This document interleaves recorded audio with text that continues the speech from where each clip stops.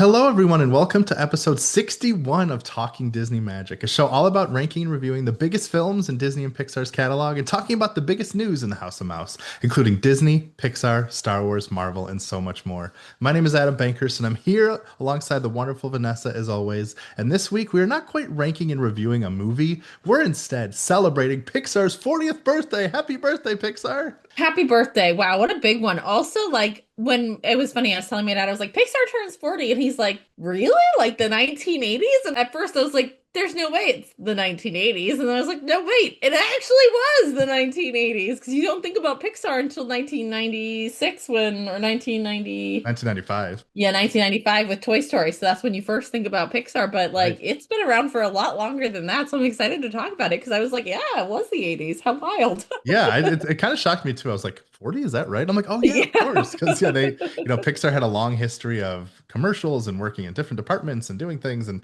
a lot of very interesting names that you will come into, like Steve Jobs and George Lucas are very integral for the history of Pixar. It's a very, very fascinating thing. So today we're kind of excited to jump into Pixar's 40th anniversary. We're going to kind of talk about our favorite films, the ones we've ranked and reviewed already, and ones that we haven't yet, and also kind of go through a history to give you kind of a little recap of like why this company is just so awesome, which it is. But before that, I want to make sure to remind everyone that Talking Disney Magic is a show that goes live every Thursday at 6 a.m. Eastern Standard Time. And you can check the show notes below for our current rankings of all our films, our upcoming schedule, an invite to our Discord, anything else you need to know in the world of Talking Disney Magic. And if you want to be a part of the show, you can send an email to talkingdisneymagic@gmail.com. Once again, that is talkingdisneymagic@gmail.com. And this is also a very special week because alongside this episode, you'll also find in your feed an episode all about the new DCL magazine from the team at WDW Magazine and DLR Magazine. And Vanessa, I had the very distinct honor of welcoming Danny Schuster and Stephanie Schuster onto the show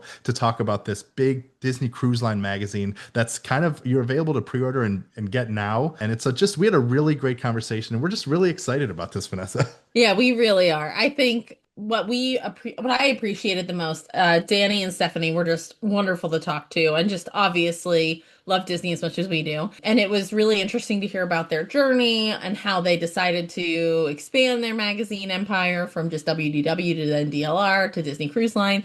But I think I appreciate the most about these magazines is if you listen to our podcast, which again is all long form about a specific movie and really in depth, and you like the history and you like some of the backstory of all the films and everything else, then we think that this is a great thing that you'll love too, because the storytelling that they do about Disney World and Disneyland and now Disney Cruise Line is really, really fascinating. And just one of the stories they talked about was the Haunted Mansion. They were talking about the horticulture in the Haunted Mansion and like all the different plants and all the different things that they put in to like support the vibe and the story of the Haunted Mansion. So like just interesting and different things that you don't get anywhere else. So we highly recommend. 100%. And yeah, and it's just like in today's day and age, it's so nice to be able to hold something physical and like it's such great photography and artwork.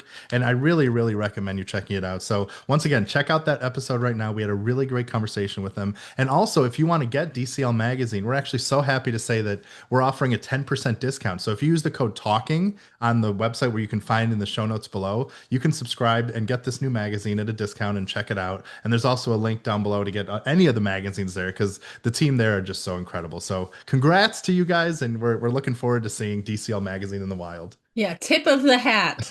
Yes, tip of the old hat there. But yes, so yeah, that was a quick housekeeping notes, and then we also love talking about the biggest news happening. And Vanessa, we can't talk about the biggest news without talking about our boy Bobby. Our boy Bobby. He's finally headed out into the horizon to the sunset for the second time. Maybe he'll be back. You never know. He's You going just off with Mr. Toad. yes, They're just exactly. sailing off. They're You off into the manias that take them to the next level, you know? Oh my God, yes, definitely. But yeah, you can't keep Bobby down. But he's actually they finally talked about after, we kind of knew this was coming. This isn't like a huge surprise, but it's nice that it's finally been confirmed that that Josh D'Amaro, who is the current Disney Experiences chairman, will be taking over for Bob Iger on March 18th, 2026. So our boy Bobby will still be a senior advisor through December 31st in the company. So we're not quite saying bye to Bobby yet, but this is such a huge deal for the Walt Disney Company and everything. And also there was another pretty historic move where the co-chairman of Disney Entertainment, Dana Walden, will become the first ever female president of the Walt Disney Company, as well as its chief creative officer. So it was a really big day in the world of Disney, Vanessa. Yeah, it was. And I'm really excited that I think Josh was our boy. We're gonna have a Joshy nickname because Joshy, that's we our boy love the Joshy. E nicknames. Our boy Bobby is being succeeded by true life succession planning for Joshy boy. The parks just had one of the record years in terms of revenue, and Bobby 2.0, Bob Chapek, also ran parks before he transitioned. So this is a little bit of a dicey choice just because, history could be repeating itself where it's not the best one. But honestly, I think Josh D'Amaro is a really great choice. I think that he's done a really great job with the parks. He's really improved the revenue. Now we have a lot of problems with affordability and all the other things we talk about where it's, becoming unaffordable for people to be able to go. But digressing from that, I think that he's done a really great job leading the experiences division in terms of expansion, the new park in Abu Dhabi, cruise line expansion, 2013 ships by 2031 from the 7 that they have now. He's, had this really great run in that space. And so I think that based on what Disney's trying to recapture, they're trying to recapture the magic, they're trying to recapture what makes Disney special.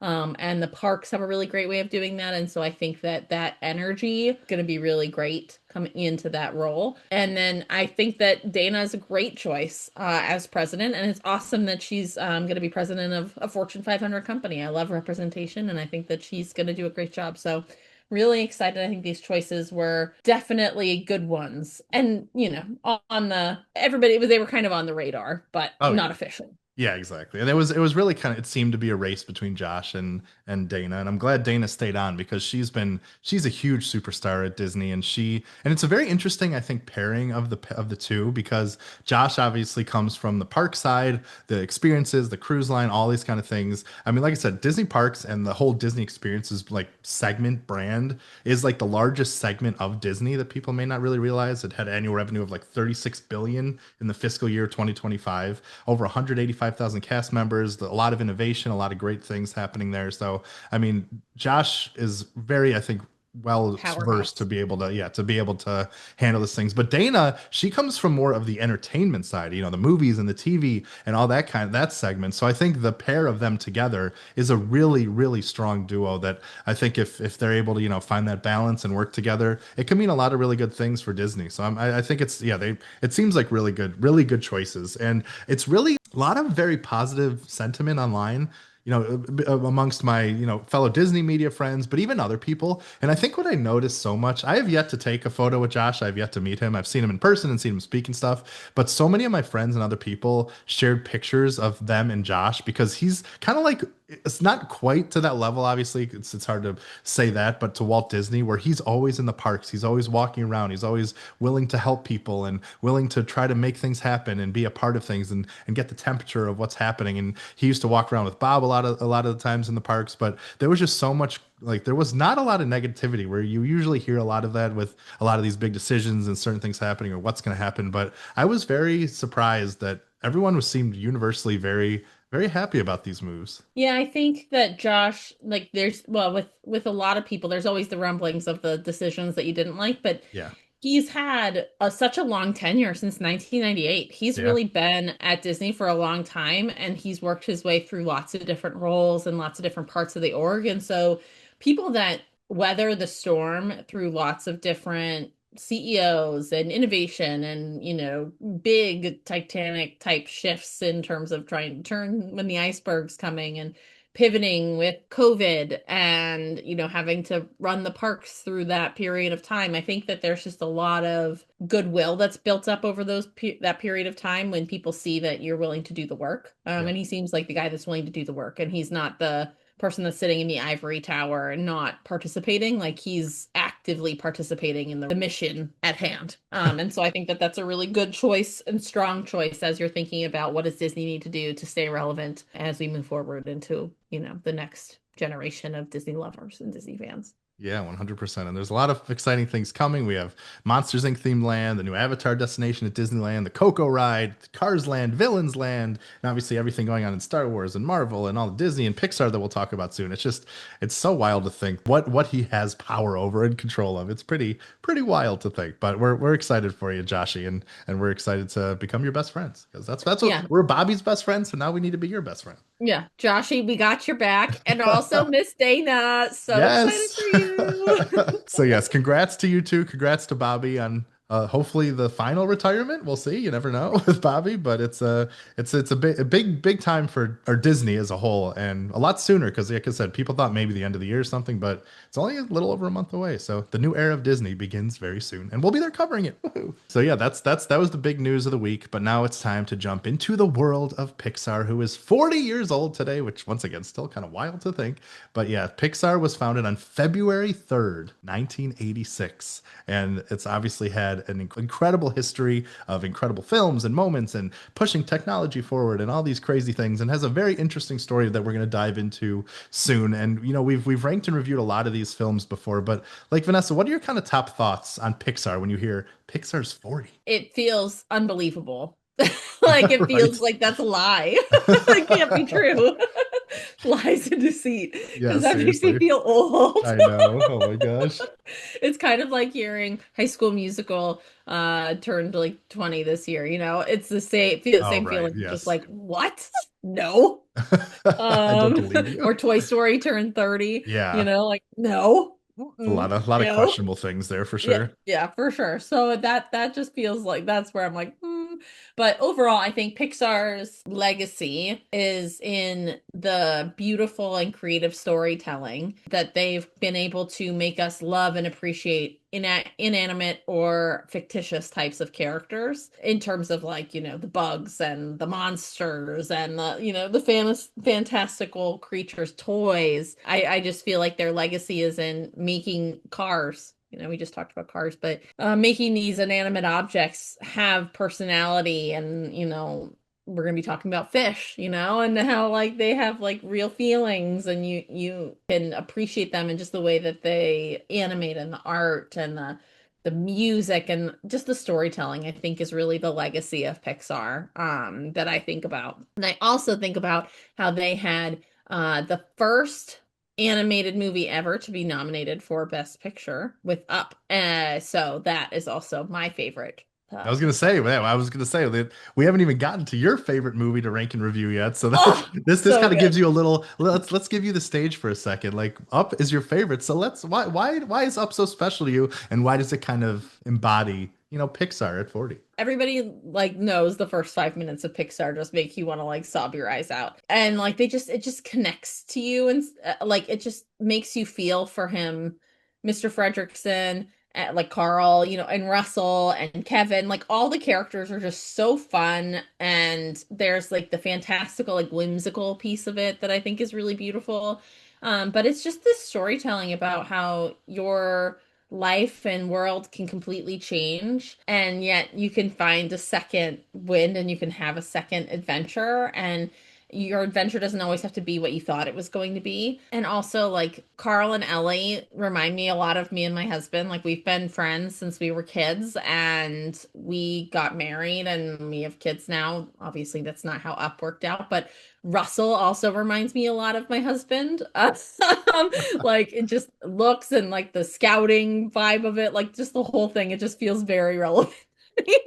And the love of travel and the wanting to do these things and how life can always get in the way. Like and the music makes me cry every time. Like it's so beautiful. Like it's just no notes. So good. Yes, it's really a special movie. I mean everyone talks about that opening scene, obviously, that just is so wonderful until it just crushes your soul that you still haven't recovered from and everything. But yeah, it Yes. tells such a fun adventure. Adventures out there, things are happening, and obviously we love Doug Squirrel. I mean, so Yes. iconic. And Kevin, I How mean, did I you forget to mention I Doug in my know. list of characters? Doug. And, Oh, my dog looks like Doug. I should have named him Doug because he looks just like him. and you have Totally. Kevin on your desk too, don't you? I do. I have a Kevin and I have a Russell and I have Yes. a Mr. Fredrickson. I have It's I so have the great. trio. But I should have gotten a Doug. I should find out if they have a Lego Doug and I should name They've him. got it. There's got to be somewhere, I'm There's sure. got to But be a Lego Doug. We have like Doug stuffed animals. My son's nursery was adventurers out there with the balloons and yeah, I just think that it's such a magical movie and it just brings you in such a beautiful way into like if you choose to focus on the thing that you think you want, you can become a villain, right? Like instead of and like Mr. Fredrickson's on that path too to be this villain of the story where he's just so tied to the past and not willing to see forward and how you can have a new journey, a new adventure and how that can just take you out of where you're meant to be and where you can go next, right? And I think that that's such a wonderful message to be like, just because it's what you thought we talk about this all the time, just because it's what you thought you wanted doesn't mean it's actually where you're going to end up. yeah. And how do you have open mind and be willing to see and move forward into the next iteration of your life to wish on that star and to chase your dreams, right? Exactly. That's the most important part, chasing it. You may not end where you want to go, but you can end where somewhere better. It's all Hmm. about, like I said, adventures out there. And yeah, we're excited. Up is coming up in September, so we don't have too long to wait to really dive deep into this film, which I'm very excited about because we got two big ones for Vanessa, Up and then Beauty and the Beast. So very Oh, excited to let Vanessa yes. just wax poetic about these incredible films. Yes. So then, Adam, I think I know the answer, but what is your Pixar favorite film top ranked? So just to make the audience wait just a few seconds, I wanted to pull in one of our emails from that Okay, wrote into yeah. Talking Disney Magic and got to start off with our girl Josie. And Josie! love you, Josie. She said, wrote into talkingdisneymagic@gmail.com and said, Pixar's 40 and I'm old. I won't tell you how old I am, but trust me, old. Anyway, I wanted to celebrate by sharing my top three Pixar movies: Toy Story, A Bug's Life, and Monsters Inc. These three That movies one. defined Yeah, my totally. childhood and were on repeat in our household. They are my comfort food, but in television form, if that makes sense. They have such heart and soul, pun intended, and character, and I can never get enough. Happy birthday, Pixar! Happy birthday, and thanks, Josie, for your write-in. I love Monsters Inc. too. That movie is so good. Boo is just spectacular. I know. Well, hopefully, we'll have to get Joe's. If you ever want to come on the show, Josie, we'd love to have you. But when Monsters Inc. Land comes, I gotta hear what that's gonna be like for you. And oh my Yes. God, so cool. But yeah, those are, I mean, classic choices are obviously amazing. Yes. So, Adam, now tell us, you've left us in suspense So long enough. yes. Tell us what your favorite is. So yes. So I have a very interesting story with Pixar and obviously love Disney and Pixar my whole life and everything. And we talked a lot about this with Toy Story and Cars, how when I first watched them, I really liked them, but it wasn't until Liam and Ella were born that those movies really kind of became a lot more special to me, which is kind of where the end of the story is going to go. But growing up, Finding Nemo, Wally and Ratatouille were just everything. I mean, those are like Oh, those great those choices. those three just I mean, just have my whole heart from Finding Nemo, just that once again, doing anything for the people you love and traveling the ocean and finding new friends and adventures and facing your fears, even though you're still afraid, but still going forward because you need to accomplish something. I just think that movie is so amazing, and I'm so excited because we are ranking and reviewing it next week, and then followed by Finding Dory. So that movie, beyond being beautiful, and just if you look at our like ranking and our tier list, which maybe we'll look at in a little bit to look at the Pixar movies we ranked and reviewed once we get through them. But we love the ocean, we love water, all this stuff, and animals, and this just checks all the notes. And obviously Wally, just well, I mean, what else? What do you need to say about Wally?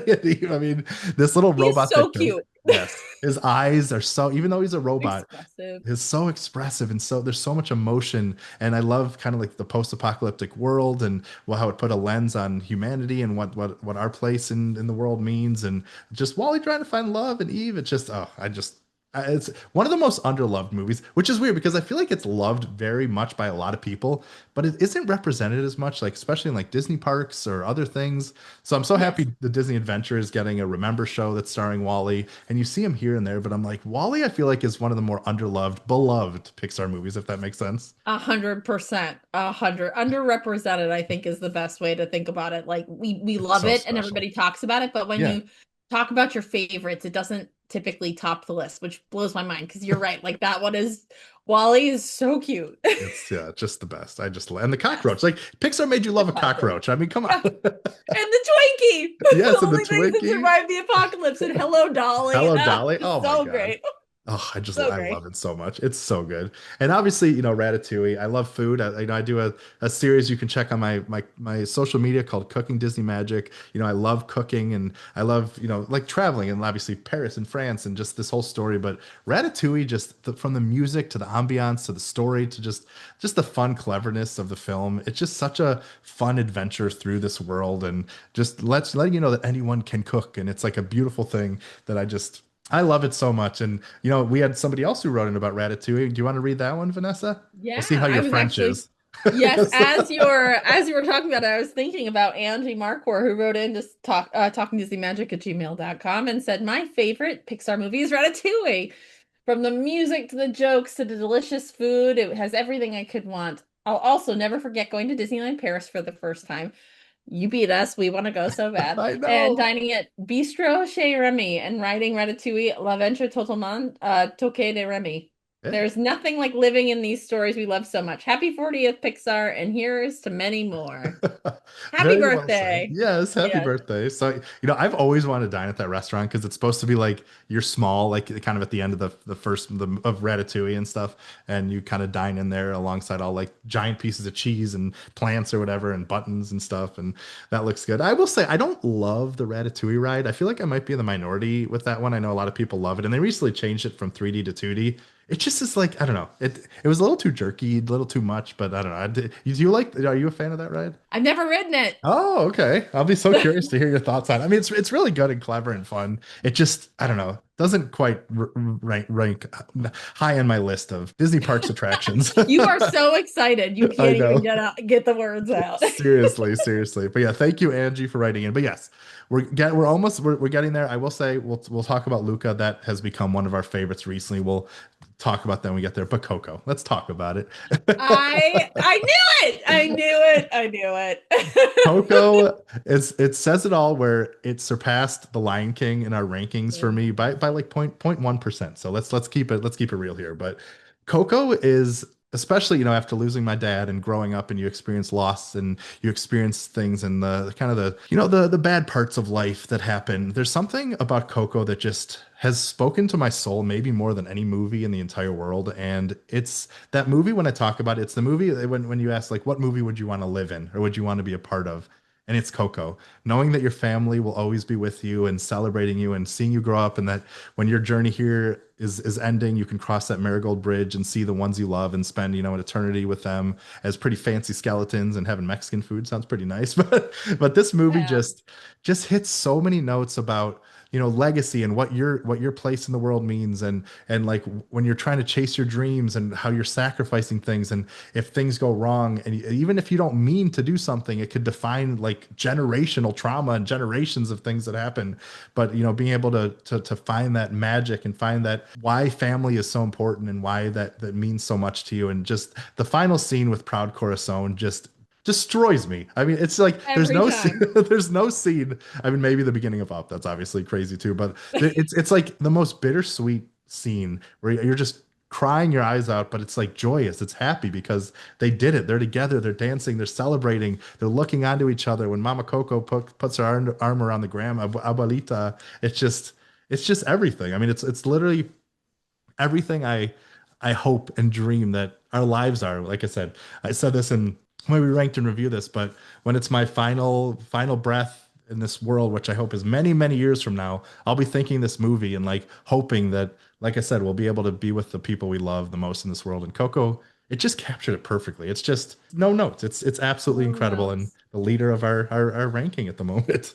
It is, and it is heavily deserved. That's the other one that I just you start going down this list, and you're just like, oh my gosh, so many heavy hitters. Like Right? it's so hard because you're like, oh my God, I love that Crazy. one. Oh my God, I love that one. I love that one. Like, how do you even rank them within the tier? That was one of the questions actually from Danny yesterday. He's like, so it's not just enough to be an S, like you have to be the top of, and I was like, Yes, yeah, it's like they're ranked exactly. against each other. It's not just like a list. It's like It's very tough. It's Very, it's very tough. hard. We But someone's got to do struggle. it. But someone's got We to do do. it, right? Someone's got to do it, and it's best to be us. Oh my gosh, yes. But yeah, Vanessa, I think so. There's obviously a lot more movies to talk about. We know everyone knows your love of Incredibles and a lot of other things that we have. But I Yes. thought I kind of put together the show a little bit where we're going to kind of go through the history of Pixar while also hitting kind of our top level thoughts on a lot of these films and also sharing where we rank them if that's kind of if we've ranked and reviewed them yet. So our story actually begins back in 1979, where George Lucas of Star Wars fame recruits Ed Catmull from the New York Institute of Technology to head Lucasfilm's computer division, which was going to develop state-of-the-art computer tech for the film industry. So this was the very early, so this wasn't Pixar yet. So this is 1979, so we're not quite there yet. But this was like the beginnings of the people coming together, the Avengers forming, as it were. And like this division was like really a very advanced and powerful unit that actually created something called the Genesis effect in Star Trek II, The Wrath of Khan. So this was basically like an initially lifeless planet was rapidly transformed to by lush vegetation and was actually the first fully computer animated sequence in a feature film. So that was like Cool. like I said, a nice little feather in a cap before everything kind of started. And then, so around 1984, John Lasseter, who was a big director and a big, like, basically ran everything for a long time, was hired by this group. And he kind of they showed a partially completed version of a project that they were working on called The Adventures of Andre and Wally B. And this would actually be their first short form that was created by this future animation studio. And this is actually where they showed off its prototype Pixar image computer, which is where the name came from. So I don't even know. Do you know where the name Pixar comes from? I do not. So yeah, there was so basically the team at the computer group were coming up with this new digital compositing computer that was being called the Picture Maker. And it was basically suggested that this device have kind of a catchier name. So they came up with Pixar, Pixer, which after the meeting was changed to Pixar. And this was kind of said that they kind of came up with this during just a visit to a restaurant back in 1981. But it's kind of those things where like it became legend, where there's a lot of different versions of how the name was came about. But this is kind of one of the more told stories. So I thought that was kind of a fun little picture maker, interesting Pixar. There you go. Yeah, you can tell how they got there Yeah. when you're trying to get something catchy. 'Cause, yeah, Picture Maker does not have the same gravitas as Pixar. Yeah, exactly, exactly. We love nicknames, Bobby and Joshy, so We do love we're all about it. nicknames. We're all about it. We are. So all of this kind of led to 1986, which was the founding of Pixar, and this was actually purchased by Steve Jobs. So this was after Steve Jobs was pushed out of Apple. He started his new like computer company called Next, Next.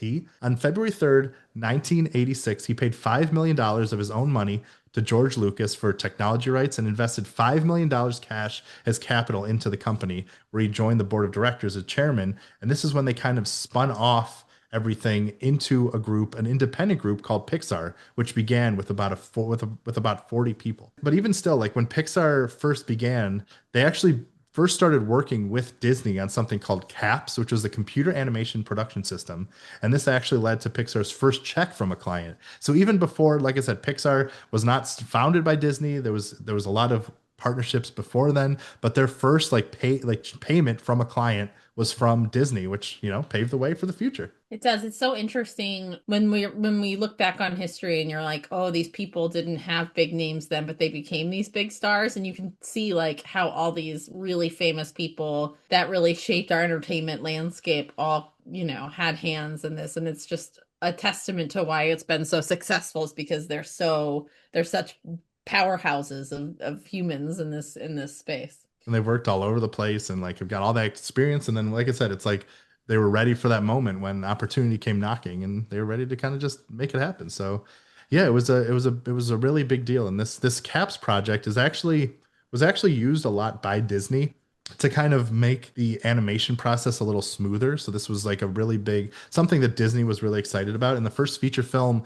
to actually be released using this new animation method was The Rescuers Down Under, which we have not, talked about yet, but that was kind of the first one where you're starting to see the Pixar impact on Disney. We're going to be watching that soon. I think in the next couple months it's Oh, coming out. nice. I remember loving that movie. I don't remember much about it, but I remember it's got there's a lot of fun to be had there. Absolutely. I don't remember much of it either, but I do remember loving it. So this was also around the time that Luxo Jr. was completed, which is the name of the iconic lamp, which was a very iconic figure that's now part of the logo treatment and all that good stuff.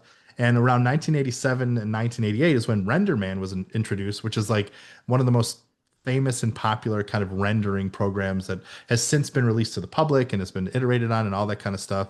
And it was used to make Tin Toy, which became the first computer animated film to receive an Academy Award when it was named the best short film. And if you listen to our Toy Story episode, Tin Toy was basically Toy Story before it was Toy Story. So yeah, that was obviously a big news. Once again, building the legend of Pixar, as it were. And this is around the time where Pixar was making commercials a lot. So they were doing these short films, but they were also doing commercials.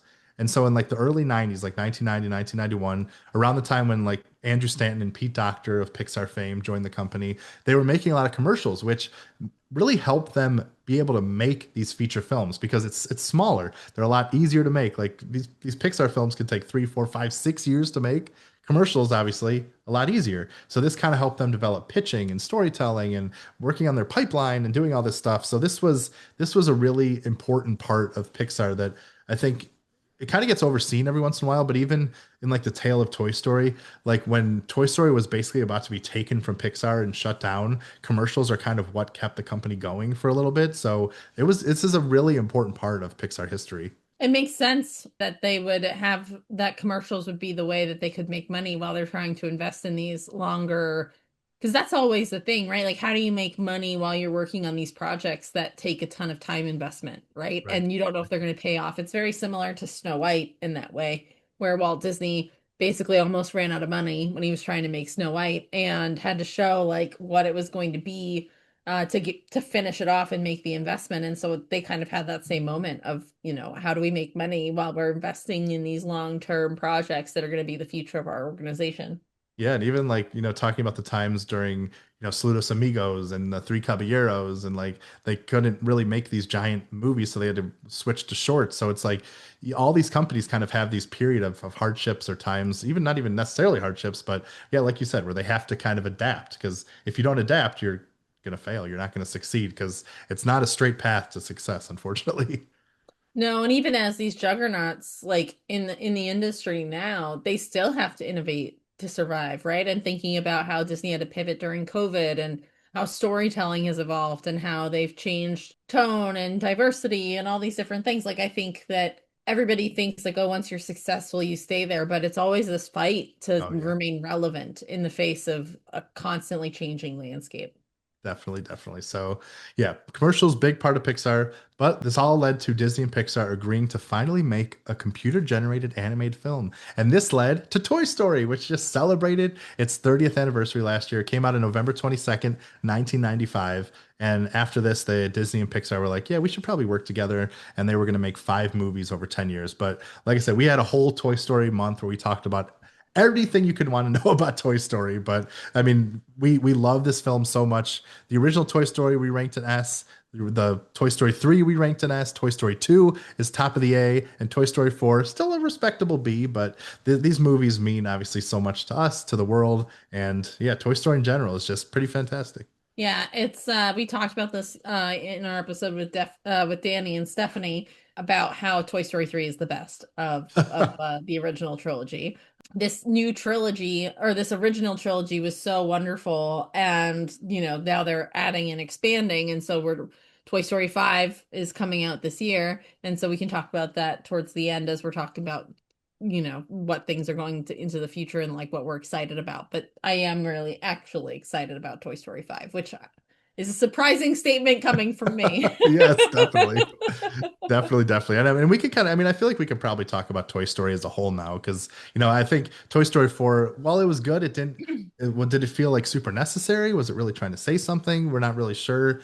I mean, obviously, it had a lot of great moments and a lot of really good heart and fun stuff in it that I like rewatching and things. But I think, like you were kind of hinting at, what we're excited about Toy Story 5, it's like toy meets tech. It's about lily pad. It's about, are you going to be in the world of toys or the world of electronics? And it feels like a very relevant topic. If maybe they throw in a little AI here or there, we got to kind of see what happened with Woody. There's a lot of, I think, interesting things that they can tackle that I'm very excited to see. Yeah, for sure. And it's very relevant from a timing perspective. Adam and I both have small children. Small as in they're in school. The oldest are in school now, but I know. we do have well, I think we both have three. We're about to both have teenagers coming through. It's been interesting to think about, like there was a story recently about an AI toy company that was having recordings of children that were leaked, and Oh like yeah. they're talking to these AI toy, like there's just so much out there about when can you introduce technology and how do you do it with your kids and how do you make sure that your kids are tech literate but also not tech dependent and not like socially illiterate because they're too tech dependent. And there's just this crazy balancing act that we're trying to walk in, especially with teens. And there's just a lot of, uncertainty, I feel like right now around what's the best way to parent and what's the best way to raise children and what does this mean for us as a society. And I'm very hopeful that Toy Story has a real interesting social commentary on this topic and potentially addresses it in a way that doesn't feel preachy or like it feels relevant and it feels like it's accessible to people and doesn't feel like it's trying to push people in a certain direction, but give them an insight into maybe something we all know about technology and the potential dangers actually it creates for our kids. Yeah, definitely, definitely. And I think what's also kind of cool, I was able to talk to Pete Docter for Toy Story's 30th anniversary, and he was kind of telling me, he's like, look, we know we're kind of we're late to the party. We're not like it's not like they're rushing to this idea, like trying to capture a trend.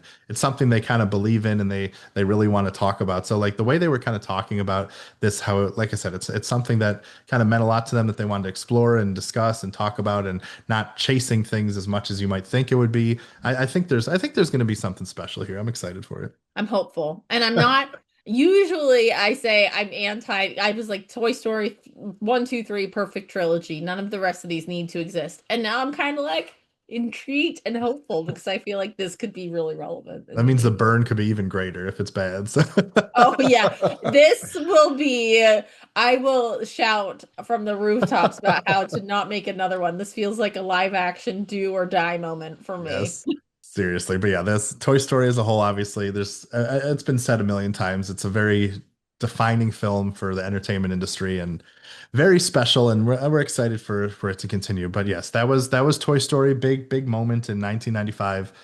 But then 1998 is when the second film came out, which is A Bug's Life. So I don't I remember really enjoying this movie. I haven't seen it in so long, so I'm Haven't very seen it in excited to watch it forever. again because I know that there's a fun tale of the grasshoppers and the things and everything happening. But I know it's a beloved one, and I know people were sad that the Bugs Life show at Animal Kingdom is no more. But I know there's a lot of love for Bugs Life out there.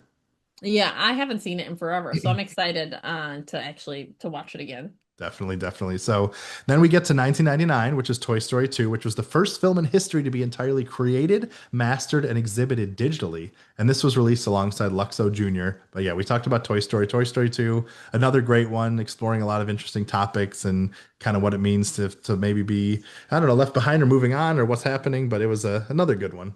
Then we get to Monsters Inc., another one of Josie's favorites, and this was around the same time in the year 2000 when Pixar was moving into its new building in Emeryville, and so that was kind of a big moment for them like that. But Monsters Inc., such a classic one. I'm so happy Vanessa and I were able to ride the Monsters Inc. ride at Disney California Adventure because it's kind of going away for the Avatar land, but it's such an amazing world that they built with Monsters Inc. It truly is, and I really do love that movie. It is so good. The characters and the monsters and the fantastical elements, it's just like it's so charming. Yeah, so clever with how they like bring in real world stuff and make it monsterified and all that stuff. And I'm so Hmm. excited for Monsters Land and Hollywood Studios and hopefully be able to go to Harryhausen's and experience all these other things and do this stuff. It's gonna be a lot of fun. Yeah, can't wait for that for sure. So then in 2003 we have Finding Nemo, which we talked about, and then we jump to 2004 and The Incredibles is welcomed into this world. So Vanessa, take us away with The Incredibles.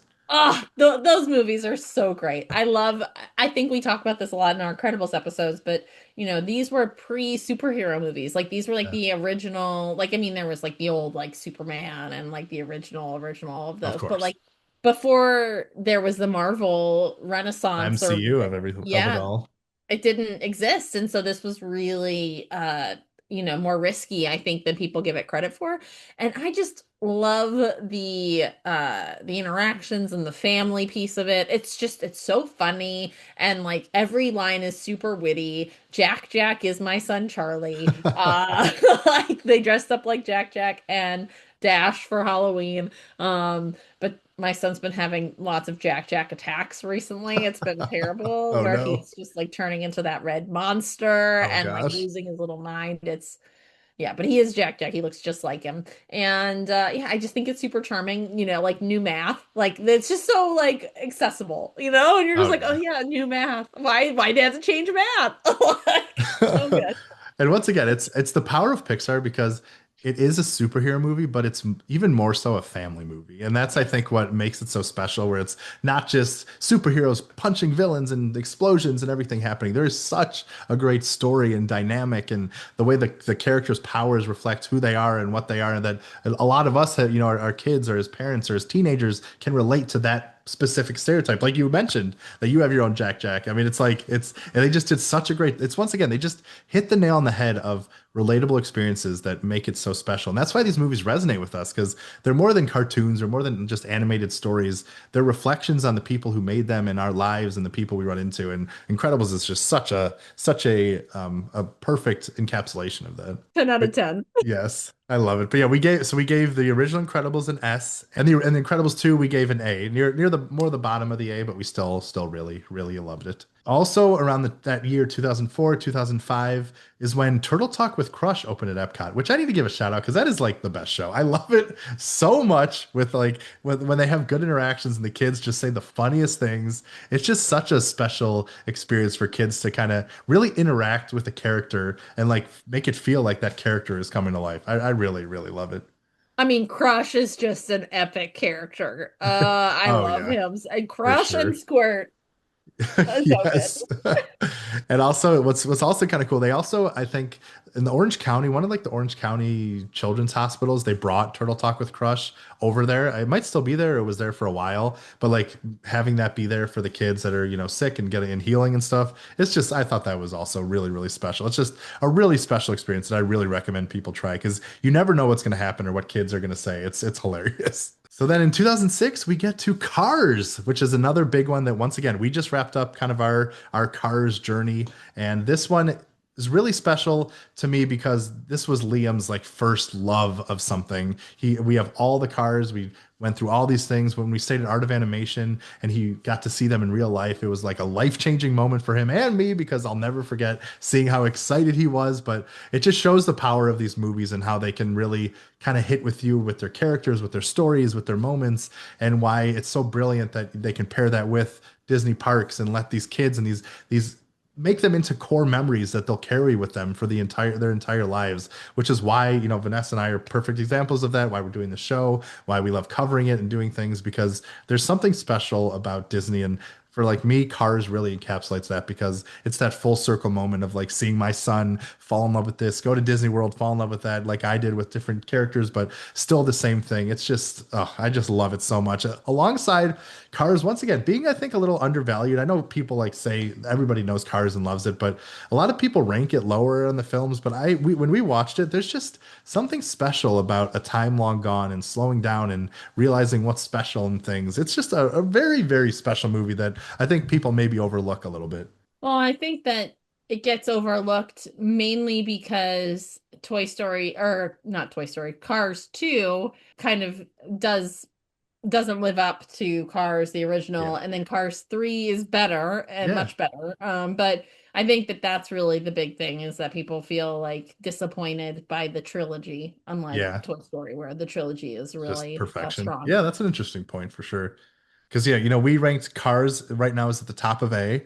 Cars 3 is near the bottom of A or middle bottom, and Cars 2 unfortunately is lower in our C rank because like I said, there's fun moments. It just felt like they were trying to do way too much It was a lot more like, let's make a fun spy movie and throw in all the jokes and throw in the things and go all over the world. And there's a lot to enjoy. It's not like a bad movie, but definitely was not quite what we loved in the original. Whereas Cars 3 really kind of focused much more on the heart of the film, on Doc, on his history, on legacy, on what your place in the world means. When one chapter of your life is closed, it doesn't mean it's over. There's a lot of things to like there, even if it didn't come together quite as well as the original. But yeah, it's definitely a very interesting trilogy of ups and downs for sure. Yeah, and I think that that might be why people, when people think about Cars, they don't think about the original. They think about the trilogy, and that might be why it's not as beloved from an adult perspective. Kids Yeah, can't get right. enough Cars. Right, definitely. Can't get enough Cars.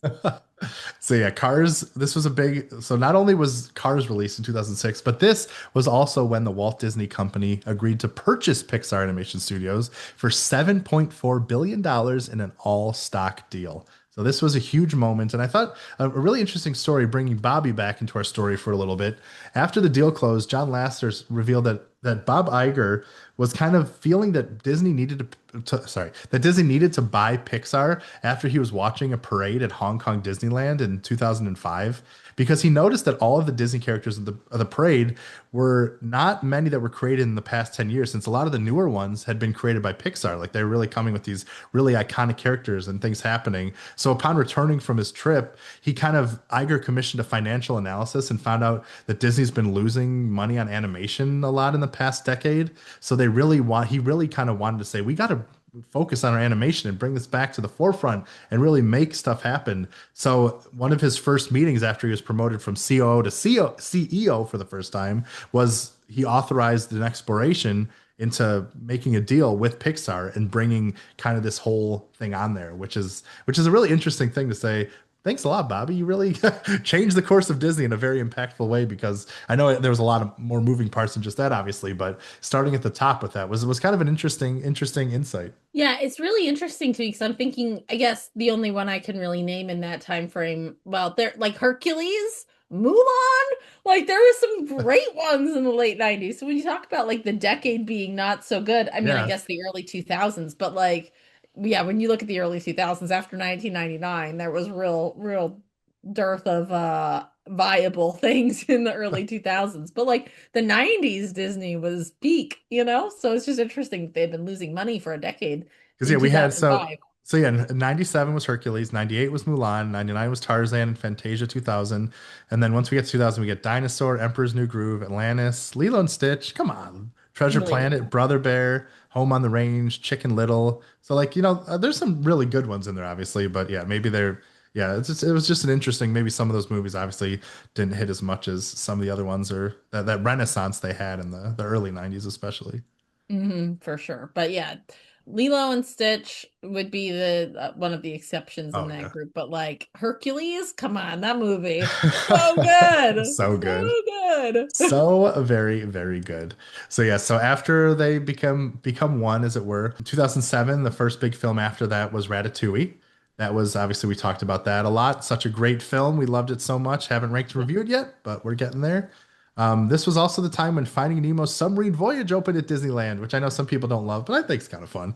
I've never been on it, so I cannot comment.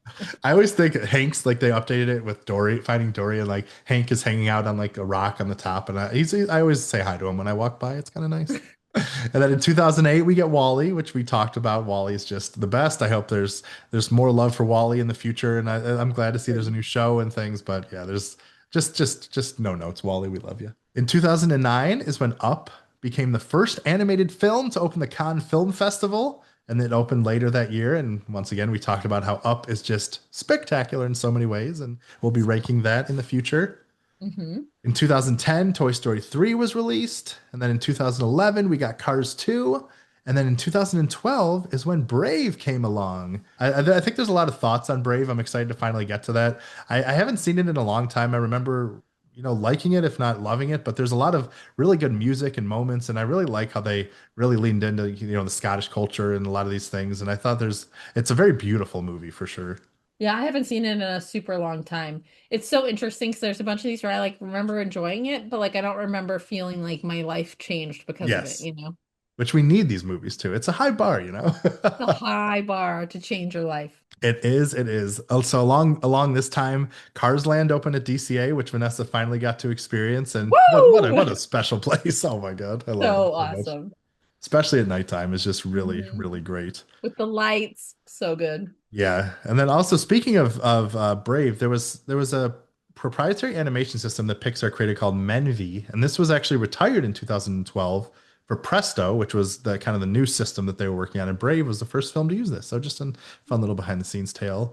And that led to 2013 with Monsters University, which I don't remember very much of. I'm excited to watch this one too because I don't recall. I mean, I enjoyed it. And I remember it's like fun college jaunt, but I don't remember it, like I said, changing my life or anything. Yeah, same. So that was 2013, and then in 2015 we get Inside Out, and this was accompanied by Lava, which is one of my favorite shorts. I don't know if it, have you seen that one? Do you Yes. remember that one? Yes. Yeah, I Lava You is a really really great one. But we ranked and reviewed Inside Out too, but this was kind of before we decided to group all of our films together. So we still have to get to the original Inside Out, but obviously very very special movie that led to a sequel that broke all the records. I think until what's it Zootopia called? too. Until Zootopia 2 kind of took its throne, but I think it's still the highest grossing film in Pixar's catalog. Yep, it definitely is. But Inside Out is just such an interesting look into growing up, into emotions, into how you kind of change as you grow, but also stay the same, and you lose sight of some things, but then comes back. And we had that problem in Inside Out 2 a little bit with Cars 2, where we felt it's still a great movie, but they were just trying to do way too many things and tackle too many topics and certain things. But this is another really special franchise that kind of gives you a look into places you don't really see explored in a lot of cases. Yeah, I agree. I think Inside Out is such a beautiful way to explore emotions with in a way that is relevant for kids. Because I feel like the average number of emotions that people can name when they're feeling them is three: Mm. mad, sad, and glad, right? And Yeah, so when you don't have language associated with certain emotions and you can't express yourself, it becomes one of those three things, which then it becomes really hard to then manage that output, right? So are you really mad, or are you more disappointed or resentful, or like there's all these other things? Or are you envious? Are you scared, right? Like a lot of times when you're scared, it comes out as anger, and that's not really what you're feeling. And so how do you express yourself in a way that is or manage your feelings if you don't know what you're feeling? And this is a great way for parents as a tool to explain or help explore people's feelings so that you're then able to better manage them and express yourself in a way that's more appropriate in a lot of these scenarios, right? And so I just think that it's such a beautiful, smart, savvy film that I'm really excited to come back to. definitely. Definitely a very exciting one to do. And this was one of the years where Pixar released not one, but two films.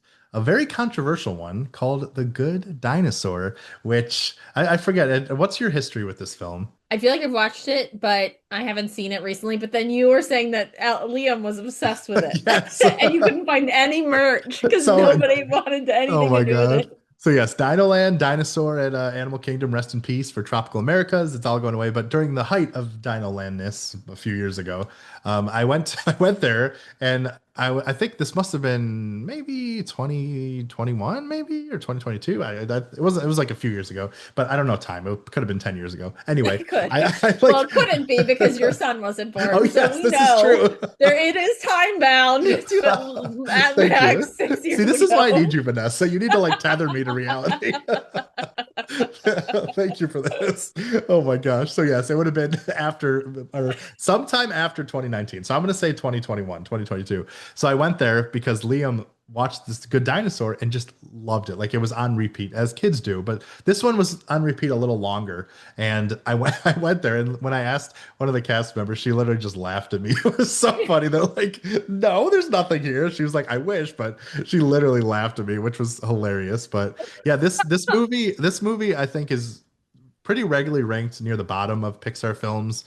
I think it's a really fun story and really, really heartfelt story. Sure, it's not the greatest thing ever, and maybe it's because I've watched it a million times, so it's like it's like Stockholm syndrome or something. But I think there's a lot of really good music and ideas here about, adventures and growing up and trying to survive, out in the wild and working together with someone who might not be quite the same as you. And there's some, terrifying moments and heartfelt moments and fun moments. And I think there's a lot to love here that I think once again is a very underrated film. So I'm excited to watch it again outside the context of just watching it in repeat with Liam and watching it how we do, because I'm hoping it sticks up to what I remember from watching it all these times, because I really think there's a lot of good in The Good Dinosaur. Yeah, I haven't seen it in so long, so I'm really excited to watch it from the lens that we do to really figure out like what's in it, you know? Yeah. Yeah, it's one of those underrated ones that I hope is still holds up. But yeah, in 2016, we get Finding Dory, which we're going to be ranking and reviewing in a couple weeks, which I'm very excited about. Mhm. Don't think it reaches quite the heights of Nemo, but still just fantastic. I love these movies with all my heart. Yeah, Dory's such a wonderful character. I Baby mean, Dory, I mean, come on. Is there anything so cuter than Baby cute. Dory? I have memory loss or something. It's just, it's so good. So very great. And then in 2017, we get Cars 3. And this is also around the time when Pixar releases RenderMan for non-commercial use, which I thought was a really cool thing, and started offering an online educational program called Pixar in a Box in partnership with Khan Academy. So I always love when these companies kind of give their tools out and let people get inspired to create the next, versions of these legendary animators who brought all these films to life. It's just amazing when, tools like this can be shared and not, be gate kept in places like this. Yeah, definitely. I think that as the world has been moving into like open source things, it's really awesome that people are willing to share the technology to allow because the real innovation comes from the crowdsourcing, Oh right? yeah. Like you can only have a couple people that work on something and it's a closed source model. Like there's only so much you can do with a team. But when you open it up to the world and allow for people to open source and have access, like you really get that flywheel going in terms of the ability for people to access and then grow the footprint of the technology. And I think that that's really where you see the unbelievable breakthroughs is when you leverage the crowd instead of just your small team. 100%. Very well said. And also well said is that Coco premiered in 2017, and it premiered during the Morelia International Festival in Mexico, and it would go on to become Mexico's highest grossing film. And we talked about it, Coco, current leader of Talking Disney Magic, So just good. it's just incredible. So many Yeah. ways it's incredible. Speaking of Yeah. incredible, Incredibles 2 was released in 2018 alongside Bao, another fantastic short that won an Academy Award. Unbelievable. So good. So many emotions out of a little dumpling or a little bow. But that was such a special one. And Incredibles 2 had the best debut ever for an animated film at the time, eventually grossing over $1.2 billion. This starts the sequel effect that we see of all these movies coming out and having the sequels be really big success stories, which is this cautionary tale because we keep getting sequels and some of them are great, like Zootopia 2. Spectacular film, right? Yes, But then some of them are just like, meh, like why yeah, do you need to exist? And exactly. I feel like, they're gonna keep investing in these sequels because they make so much money, but eventually we're going to get out of wanting sequels because they're going to be annoying. We want them to be good. We don't want it to just be a money grab. So Exactly. make sure that you have creativity and real storytelling. Don't just recycle old things and expect us to pay money to see them. I mean, we will, but we'll be salty Begrudgingly, about it. begrudgingly. Which I think is why it's very cool that we're getting Toy Story 5, but before that we're getting Hopper. So I know. Can't wait to man, make talk sure you about that. support that, because unfortunately Elio wasn't supported as much, but hopefully Hoppers does good things, which we'll get to in a little bit. But before that, in 2019, we got Lightning McQueen's Racing Academy at Hollywood Studios, which is no longer open. It's now the villain show at Hollywood Studios, which is fun. But oh my God, Lightning McQueen's Race Academy was another part of the Cars journey of Liam, where you got to see the cars come to life. And oh my God, just so many amazing memories of that place that unfortunately is no longer there. Well, progress, the carousel of progress, Adam. Exactly, exactly. Also in 2019, we got Toy Story 4. and Disney Plus, which launched with Forky Asks a Question. And this was a big change in the world of Disney. It's the year before Bobby left, obviously before the pandemic. Big part where Disney was trying to just go all in on Disney Plus. A lot of series, a lot of ideas that didn't quite pan out as much as people hoped they would. But obviously, Disney Plus has become a very important part of our lives because all the movies are there, and it's a great way to really do that. And there's a lot of really great stuff. Once again, that people I would recommend people check out besides the movies, the making ofs, the documentaries are just some of the most, like especially the Frozen one, some of the most incredible things on Disney Plus aren't even the movies, including Disneyland Handcrafted, which just launched on the making of Disneyland. There's so much great stuff on there that is that's worth your time. Yeah, definitely. I think that there's obviously we have a lot of love for Disney Plus, and this is actually one of the things that helped Disney realize how big of a hit like Moana is, Oh right? yeah, Because right. it was underrated internally until they realized that it became one of the most watched things on any streaming platform, right? Like, Right. so I think that just like with a Goofy movie where we talked about how it was not really great in theaters, but home video and like this resurgence and this cult classic piece of it, I think Disney Plus allows for some of those things to just grow and grow and grow in ways that are more organic and unforeseen as we continue to get content and have the ability to go back and be nostalgic about things. Right, 100%. And it was a big time for Disney Plus. Everyone was really excited, and then Onward was going to come out, and everyone was like, "This is going to be a great time for the world." And then, COVID happened, and poor Mhm. Onward was in theaters for just a few days before it got pulled, and then got put on Disney Plus like very shortly after. And this was the time for a very low point in Pixar, which led to a lot of films never even seeing theaters until after the pandemic. But this was a really crazy time for the studio. Yeah, I mean, it was a crazy time for all of us in all movies and True. all Everything. experiences, right? And so we had this really weird period and this is when Bob 2.0, Mr. Chapek, was taking the helm and trying to navigate through a really Not an tough easy job. time. Yeah, like Disney, the parks all shut down, right? We weren't able to go anywhere. The movie theaters were all shut down. Like it was just a very odd time to be Yeah. alive. And you're right, like Soul, which is an amazing movie we really love, that didn't even see theaters Yeah. until recently. Right. Luca as well. Yeah, like it was Luca too. really turning red. It was until Lightyear was released in 2022 when like Pixar came back to theaters, which is wild to think.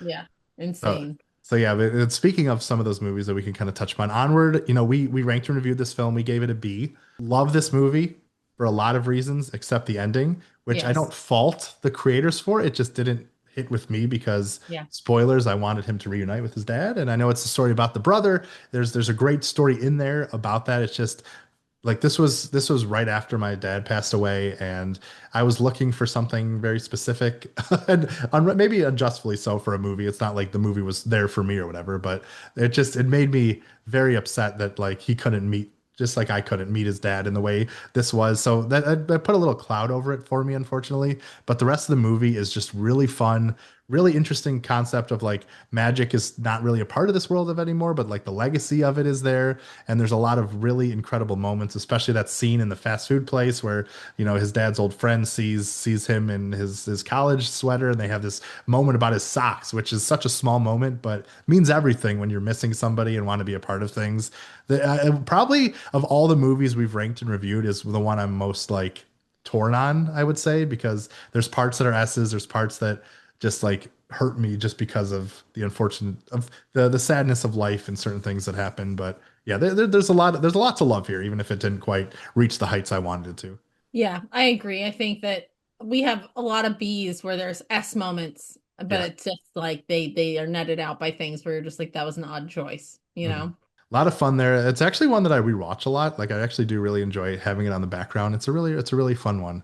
And then we get to Soul, which has some great music and great focus on Joe Gardner, and then this tale of this musician who just wants to give it his all, and he's this teacher and he's changing lives, but he doesn't really realize it because he didn't reach his dream of playing on the big stage, so he kind of feels himself as a failure. But then he comes to realize that he's been doing some pretty incredible stuff along the way, and obviously we get to meet 22 and the souls and get to this very kind of ambiguous world, this afterlife, the in-betweens, how they raise the souls, but how souls leave. There's so many topics that are being addressed here that we gave a B as well, that we really loved, even though maybe it didn't quite come together as much as we would have liked it to.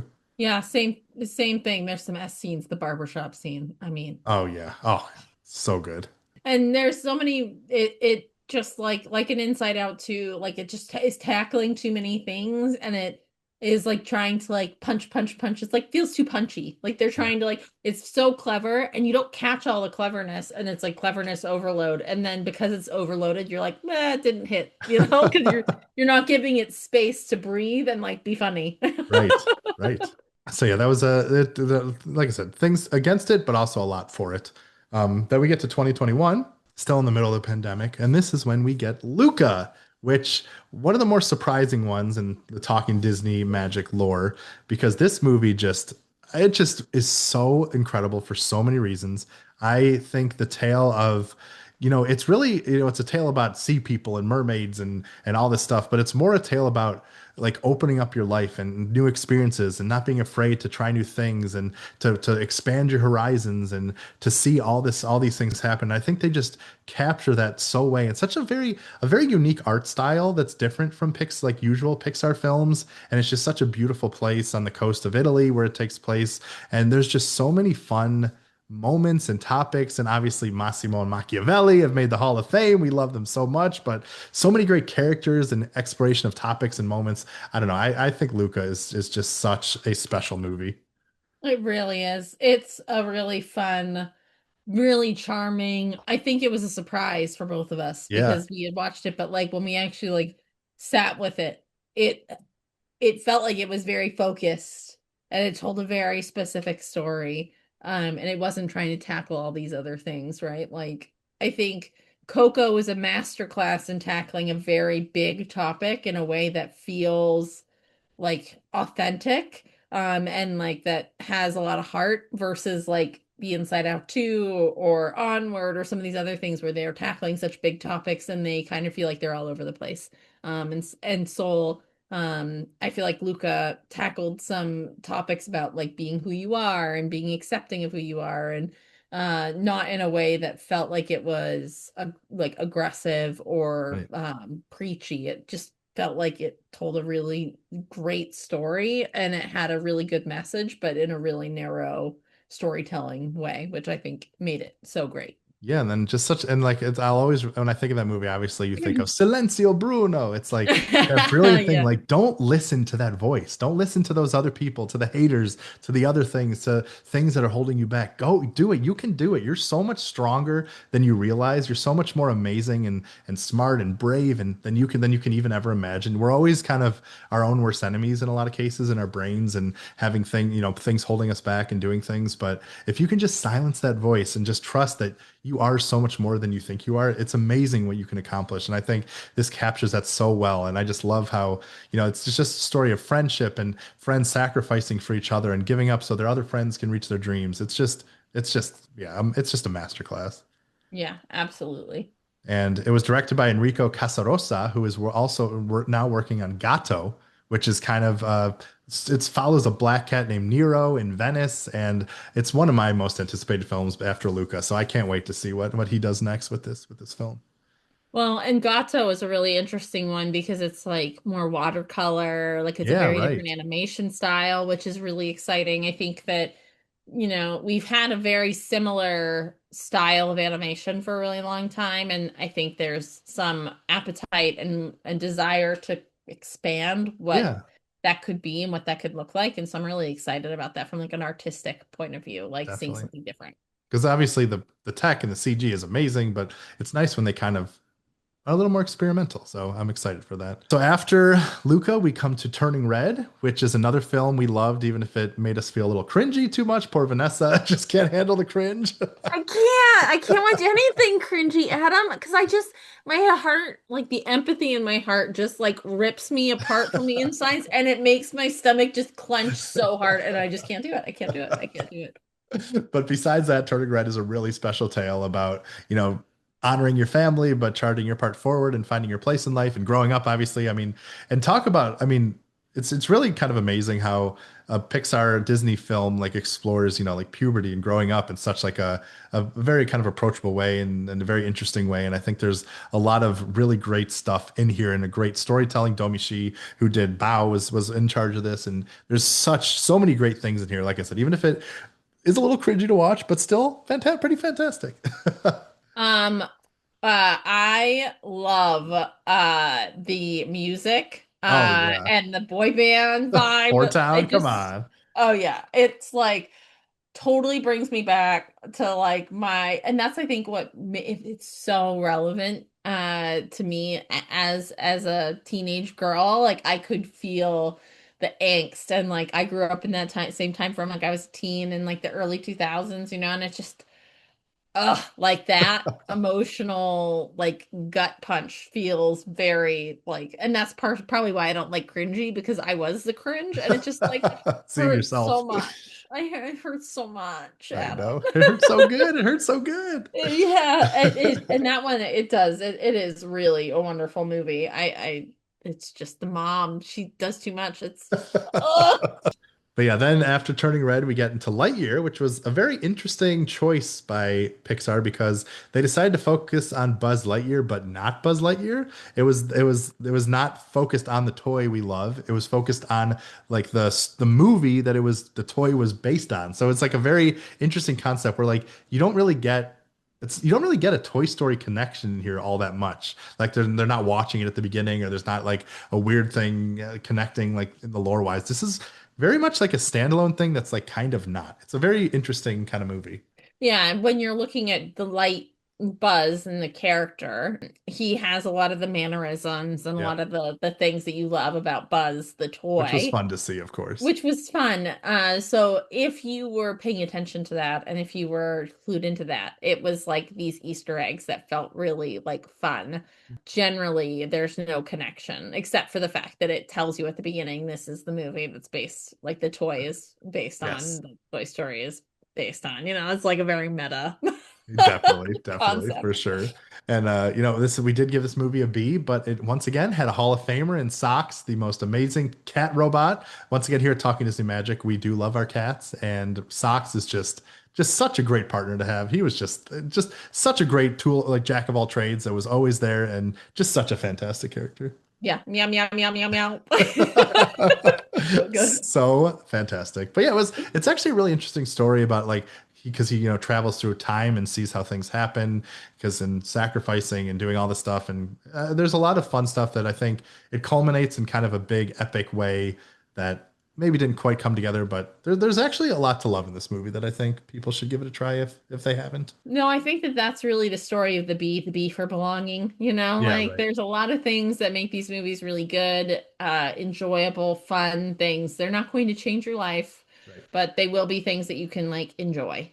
Definitely, definitely. And then in 2023, we got Elemental. And So good. this was another really great film that once again, very unique art style, unique story, very kind of mirroring tale of immigration and like where you belong in certain places. It's told in kind of a really fun way with all the elements of the world. And I thought they really captured that in a really special way. And I think what also I loved about this movie was the quiet moments where you kind of see Ember kind of falling in love with Wade and giving him these little looks, these little things. And it's like a really special way that they kind of portrayed their growing relationship. It's, very kind of, in a sense, Romeo and Juliet, they weren't supposed to be together, but like you see them once again coming out of their comfort zones and finding their ways. And I thought it was a really, really interesting tale about that, plus honoring your family, becoming yourself, and doing things. I think there's a lot to love in Elemental, which we gave an I A. completely agree. Yeah, it's the music in that too. It's just so good. Yeah. So Oh, it good. is really, really great. 2024, we got Inside Out 2, which we gave a be as well. And we talked about that a little bit before. Great movie, maybe tried to do a little bit too much, but it made so much money. And until Zootopia 2 was the highest grossing film at Disney, but now Pixar is still the highest grossing at Pixar, but now Zootopia 2 is on top. In 2025, we got Win or Lose, Pixar's first ever long form animated series, which we have yet to rank and review that we may do at one point. I would like to check this off the list in the future because I've heard Mhm. good things about it. It's like a tale of like a young baseball team kind of, and each episode kind of focuses on a different character. I feel like this is one we should do sometime in the future, I think. Agree. And then the last film that we have from Pixar was Elio. So Vanessa, why don't you finish us off with that? Yeah, I think Elio, so I took Henry to see this in theaters and because he's super into space. It really it was good. It wasn't life-changing, right? Like we gave this a B too. I do think that there were some wonderful moments in this and part of our push and our plug for original content and why we're excited about hoppers is that a lot of these things have been, as we've been going through them, sequels, right? Like there's been a few that have been new ideas, thinking about Elemental, Turning Red, Onward, Soul, but a lot of these have the big ones that have made the most money are all the sequels to things that we know and love. And so we really urge everybody to invest time and money, put your dollars into seeing Hoppers, because we don't want to have to continue to be on the sequel train. We want to be able to have new content, have new stories, things that we can grow to love. And Hoppers looks Oh, hilarious. looks I'm amazing. super excited about it. So very excited. And I couldn't agree more. Like I said, some of these movies might not change your life like we say we love to, but it doesn't mean you can't have a great time at the theater watching it on Disney Plus or doing things. And Elio has a really good message. We love Yeah. Glordon. He's such an amazing, he was like almost Gordon, so almost a great. Hall of Famer for us. But it's a really important piece of work about, finding your place in the world. Do you belong? Where do you belong? And another thing where it's like you don't realize how much you matter until you see it from like a different perspective and see how much things are happening. And it's a very kind of sad story for Elio, but he kind of finds his place in his people and in certain ways. And there's a lot of fun to be had in here. But yeah, there's even though it wasn't the greatest thing ever, I still really enjoyed it. And nothing would make me sadder if we stopped seeing these original ideas because not everyone can become a big franchise, but like if you don't try, you're never going to get anything else. So hopefully we get a lot more, which it seems like they're still focused on, which I'm happy about with Hoppers and Gato. Yeah. And I mean, we have Toy Story 5 coming out as well. So besides Hoppers and Gato, has anything else been announced for Pixar? Yeah, they announced Incredibles 3 at like D23. That was like one of the big reveals and stuff. So we know that's coming. I think there were, and then they had some reports. I think it was last year where there was like a big deep dive into to Pixar, and they were talking about how they are kind of doubling down on a lot of these sequel ideas. And I think they mentioned Finding Nemo potentially. I could see Cars coming back just because, with the new Piston Peak coming to Magic Kingdom and, people loving Cars and they had so many things with that. I can see that happening. So, Coco 2, Coco too. obviously. Yeah, we obviously got Coco 2 coming out, which will be interesting. I'm like, how could they? I'm very curious about what Coco 2 could be. I mean, I trust this team implicitly, and Lee Unkrich, who directed the first one, is coming back, but that movie is such a perfect one. I'm like, what else can they do? How else can they break my heart? I don't even know if they can. Oh my God. Yeah, it again, it's like it's kind of like a Wally or an Up where they're like perfect, exact like movies and they don't need a sequel. I mean, with Up you got Dug Days, which is so good. Yeah, that was funny. I did So enjoy fun, that. the little shorts. Yep. Um, And was there so Carl's it's so first good. date too? I think that was Yeah. on Disney Plus. Yeah. It's just super fun. Really charming. But like, yeah, I don't know. It kind of feels like a Toy Story or like a Cars 2 moment where it could be like terrible, Like it's something wonderful and they could ruin it.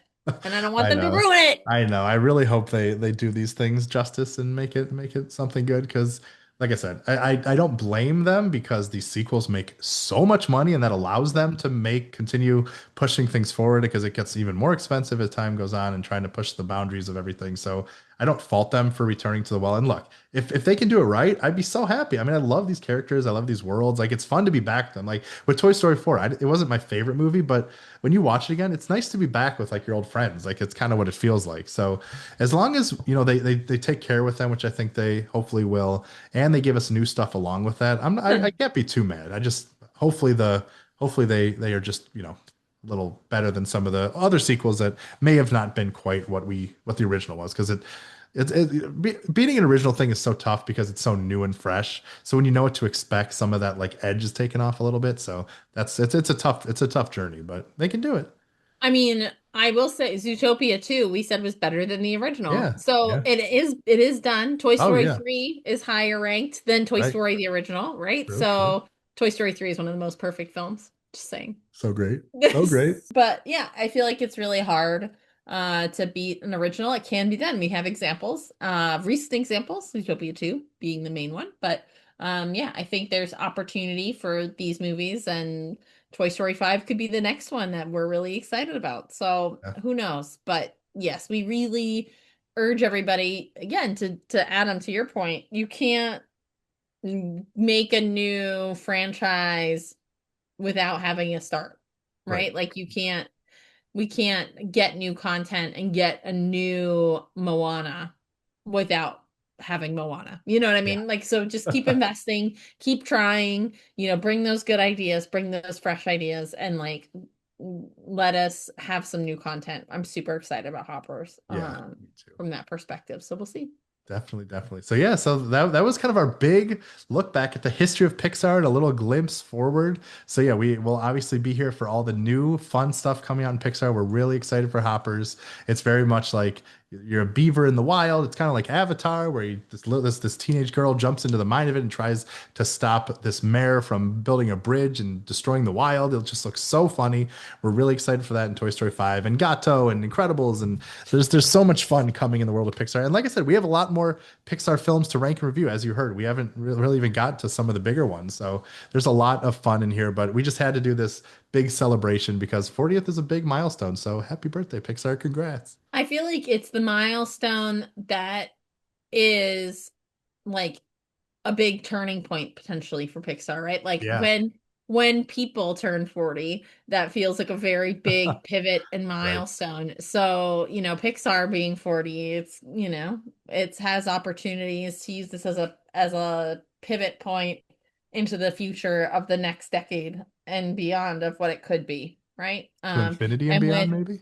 yeah, to infinity and beyond with our new boy Joshy, Yes. there's Yes. lots of really cool things that could come their way. And so we're really hopeful to see how things go. We're excited.